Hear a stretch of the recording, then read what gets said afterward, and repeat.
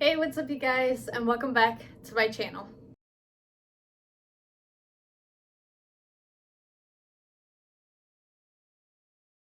Letting you know right now, this video will contain spoilers for Black Panther: Wakanda Forever.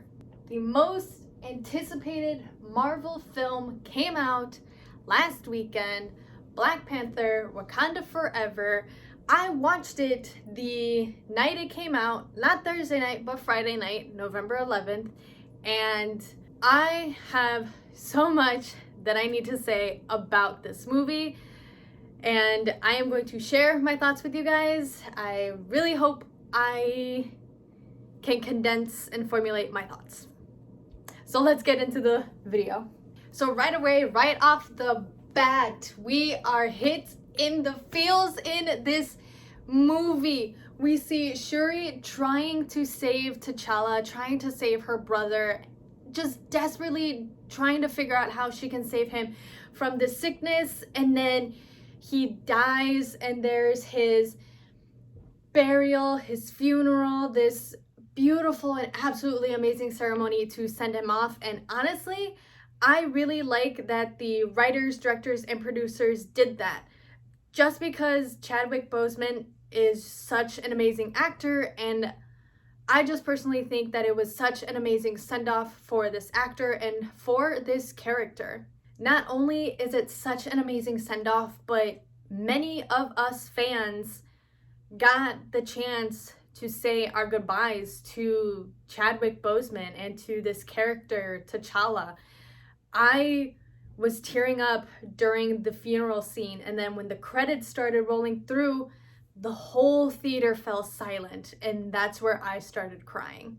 I got so emotional over the fact of we finally got to say goodbye to him. So after T'Challa's funeral, then that's when everything just starts to play out. We get introduced to this Mayan-inspired tribe that also has vibranium, and they're portrayed as these villains, and it's awesome to see. The scene that everybody is talking about is when you hear a siren song.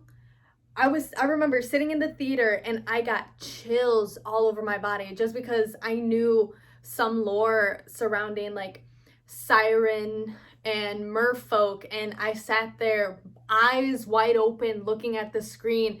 I'm holding my breath and I'm like, oh my god.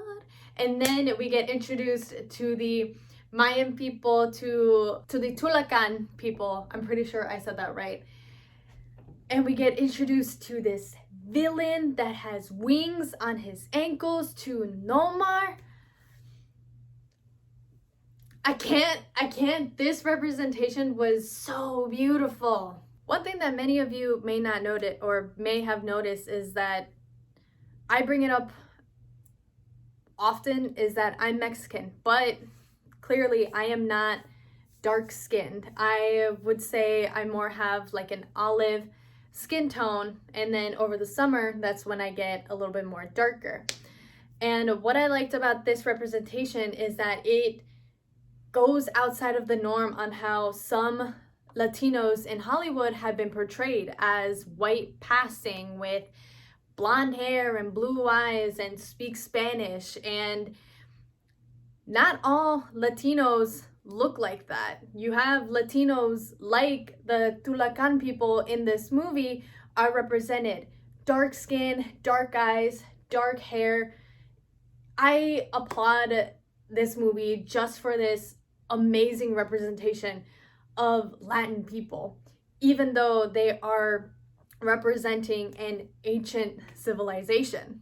Now, kind of moving aside from the Tulacan people and Nomar, our villain, going back to Shuri, she goes through her own journey on figuring out herself and figuring out what she's going to do now that she has lost her brother and she has lost her mother later on in the movie to the hands of Nomar. It was just awesome seeing her character development and her character growth, and just what it took for her to take on the mantle of Black Panther, because we all know she is capable and very intelligent and very skilled to do the stuff that she did, not just in the first movie, but in this movie as well. And I just love seeing her grow as a character and just take on the mantle as the Black Panther.